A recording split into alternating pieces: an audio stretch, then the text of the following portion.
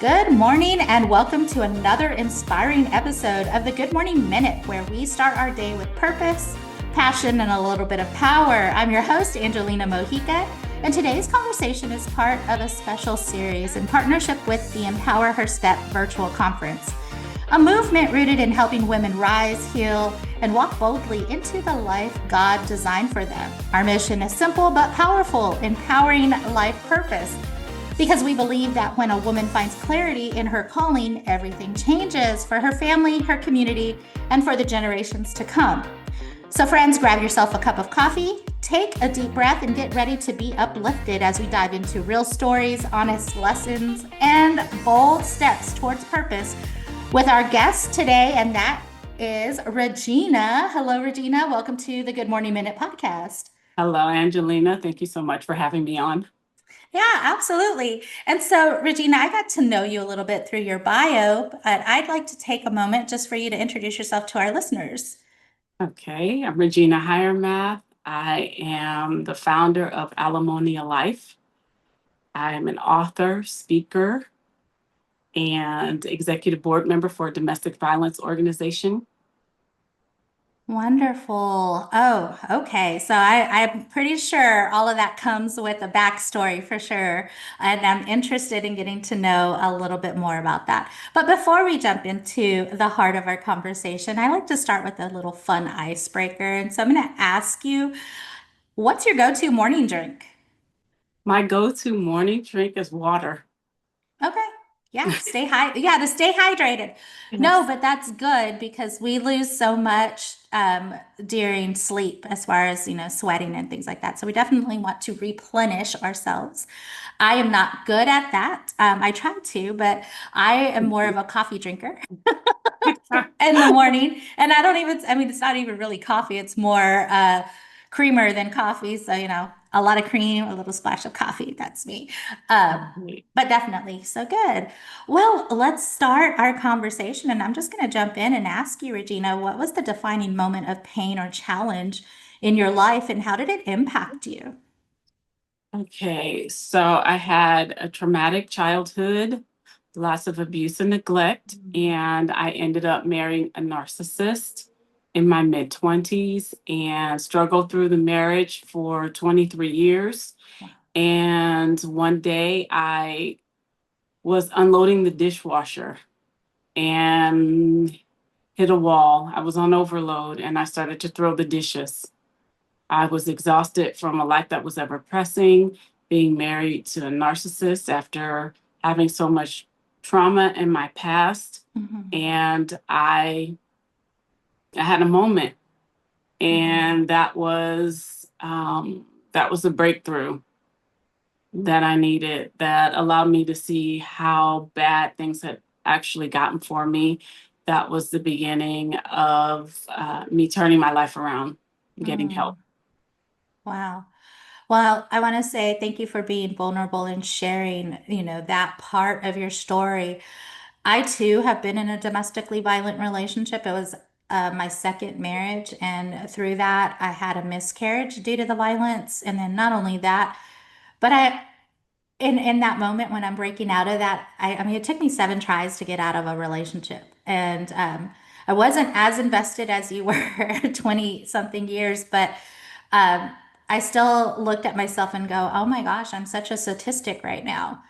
Um, and it's easy for people to hear that you're getting hurt in a relationship. Why don't you just leave? It's easy to say that, but there's so much more involved in a relationship like that. And I almost look at it from an addictive mindset when it comes to that, because there's so many things that just kind of intertwine in a domestically violent relationship that really is it's a lot harder to just walk away than a person who hasn't experienced would think for sure.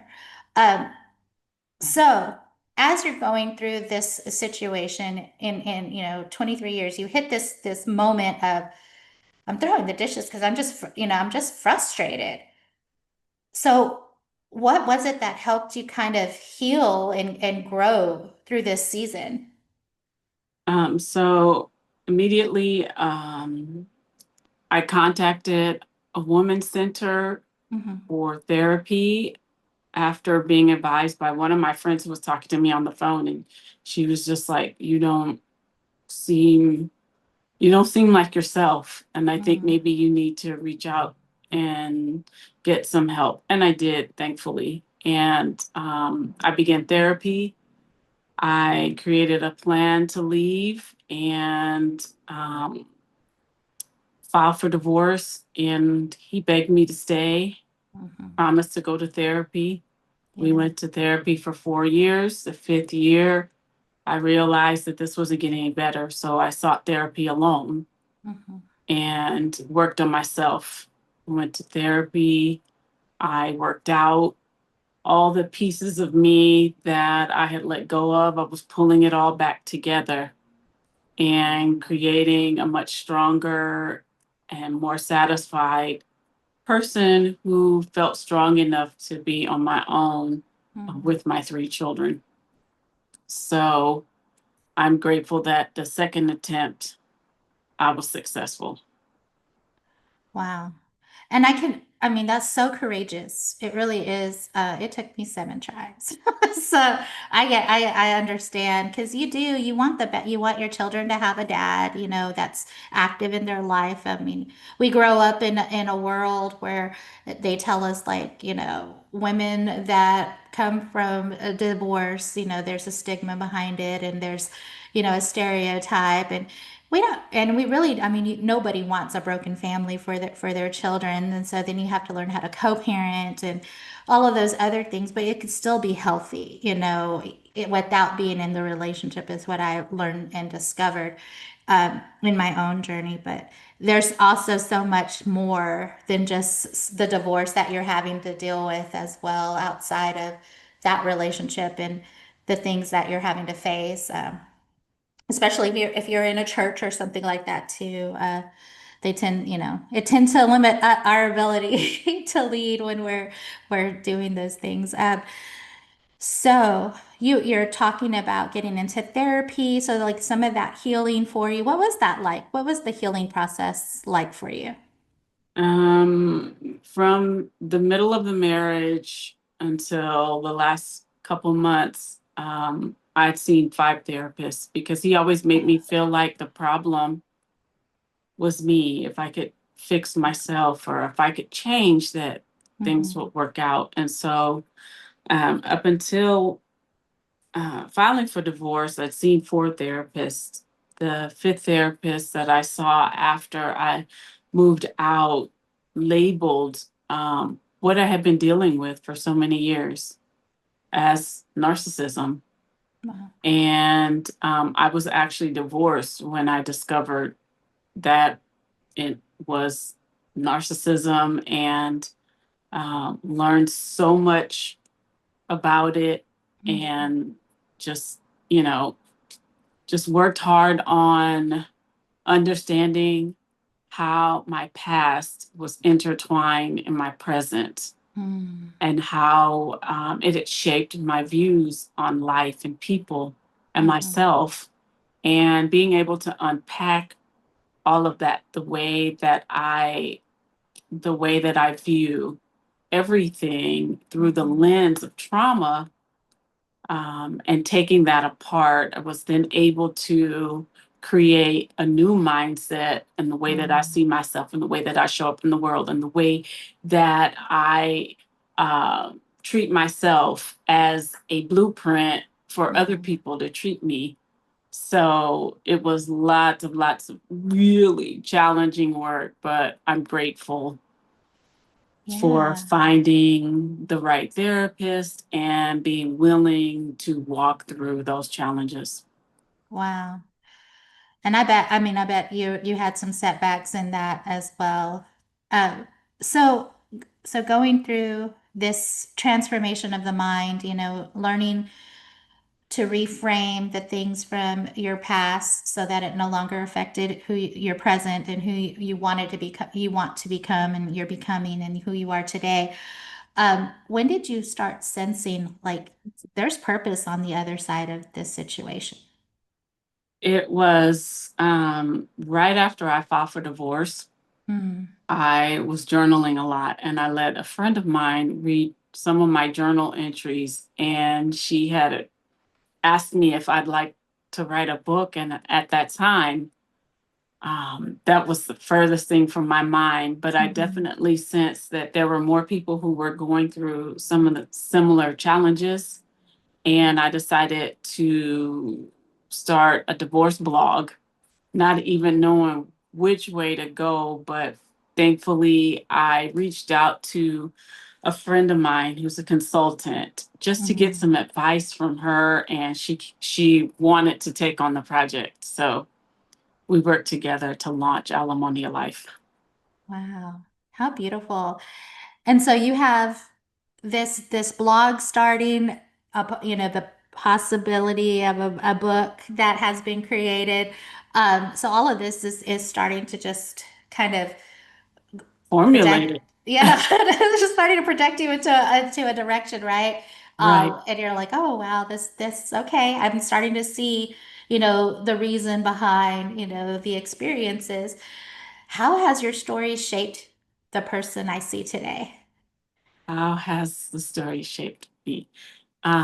It's made me, in writing my memoir, Lessons on the Way to Onesome, I took apart every traumatic experience of my life and examined it and how it shaped me and how I wanted to move forward in Mm-hmm. life. So essentially, the book became the final piece to my healing journey because I was able to release every single thing and look at it in a way that I could extract the positive Mm-hmm. pieces from everything that I had experienced. And it was an incredible process that stretched me in so many ways, with my writing, with the depth of my soul searching and accountability for my own actions and behaviors or lack of, and how I wanted to move forward in life in light of what I discovered in this process. Mm-hmm. So it was very, very powerful. And I wanted it to be that way, not only for myself, but for people who would read it. And the Mm-hmm. reviews and responses that I have gotten have been overwhelming in such Mm-hmm. a way that I didn't expect it to have this effect, but it's awesome. Wow. Wow.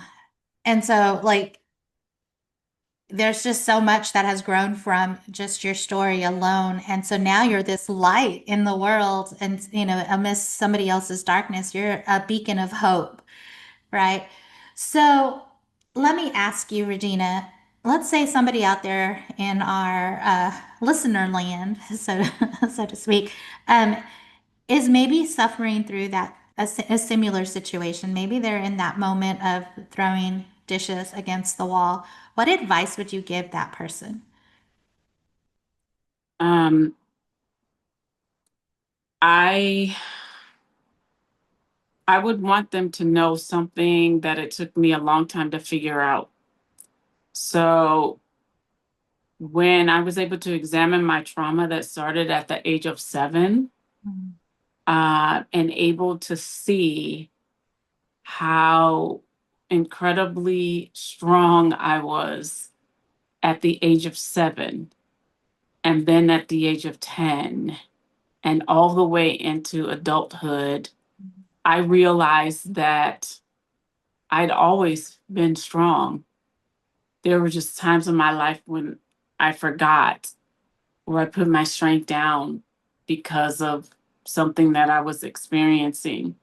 But that very strength that carried me through every situation in my life was the mhm, very strength that I had to call upon to rescue myself, mm, which was something I'd done since the age of 7. Mm-hmm. So it doesn't leave you, you put it down and you can pick it up at any time Mm-hmm. you need to recall who you are and what you're made of. Mm-hmm. And that's a powerful statement. I feel, I feel like the chill bumps on my arms. Um, but you also hit on something that I really want the listeners to understand, and I'm going to highlight this, is that when I went through my trauma at the age of 7, I discovered some strength. When I went through it again, that's the strength that I had to call upon to help myself, to rescue myself, right? That that within itself, when we're going through adversities, like it pulls those things that are already there in us that we just didn't know existed, and it helps us understand that we have the strength, we have, the knowledge or the skill or whatever it is to get through it, and that's called resilience, um, to get through it. Because often we look at external things and going, well, I don't have money, I don't have this, and I don't have that. That was very much me in my situation. Was like, how am I going to get out of this relationship? I mean, he's the provider. I'm not. I'm the stay-at-home mom. Like, what am I going to do? I need him. But not realizing, girl, just get out of the situation and Right. then you can start Right. creating the thing that you need, right? Right. So I just really want to highlight that because, a lot of our storms create the strengths that we need, Right. whatever that needs to look Mhm. like. And a lot of those people that we're attached to, they attach themselves to us because of our strength, and then they do the best they can to break it down. Hmm. So we are the reason why they are who they are. Yeah. Yeah. And I can truly say that in my situation, and I'm sure the way you responded to that, that you know that you were too. Yeah, absolutely. And it's so funny because I look at who attracted that person into her life. An independent person. I was, financially independent. I was financially responsible. I was independent as far as taking care of myself, taking care of, I had one child at that time. And so, yeah, I brought this person to my life, and then slowly, bit by bit, things They started chip getting away. taken away. And then they're mad because a lot of those things you're no longer resembling this person anymore because they've torn it down so much. And then that's where a lot of the arguments and stuff spark from too. Yeah. Right. Hard stuff. So Regina, what does living with purpose look like for you now? Living with purpose now for me is truly amazing. I have this awesome community of Mhm. Alamonia Life that I host, private community, and for the writers that write for me who are divorced and writing on various topics of divorce. Mhm. So I'm incredibly grateful for that. I am an author and a speaker, and I'm someone who has had a lifelong fear of public speaking. And up until January of 23, that was very real for me. And I spoke at an abuse symposium as the opening speaker. So it Wow. took 5 months of hard work and determination. And, people ask me, how did you do that? It's like, it's where purpose, preparation, and passion come together, and it works so well, you know. Yeah. I'm also executive board member for Confronting Domestic Violence. I head up community relations.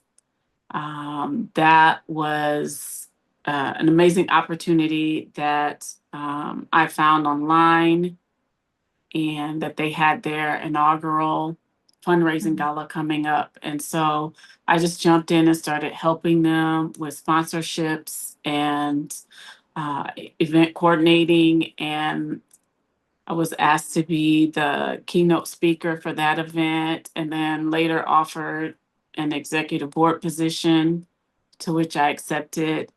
So that's incredible to go from being a victim to life of advocacy Mm. that I am incredibly grateful for.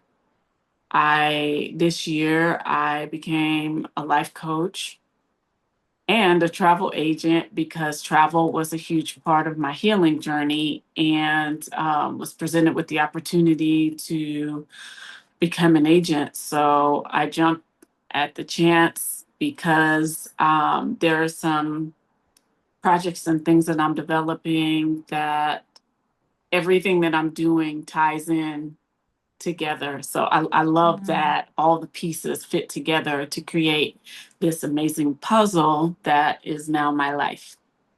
Wonderful. Wow. And that it's funny how once you start clearing space, and you start creating the life that you want for yourself, the things start filling in that space for sure. So, Regina, I'm going to ask you as we start kind of winding down towards the end of our conversation, a question of legacy and impact. If today were your last day, what would you want to be remembered for? I would want to be remembered for the fact that when life threw lemons at me, I placed them in a vase and called them decor. Okay. I like that. And we didn't even make lemonade. It became a decoration. I like that.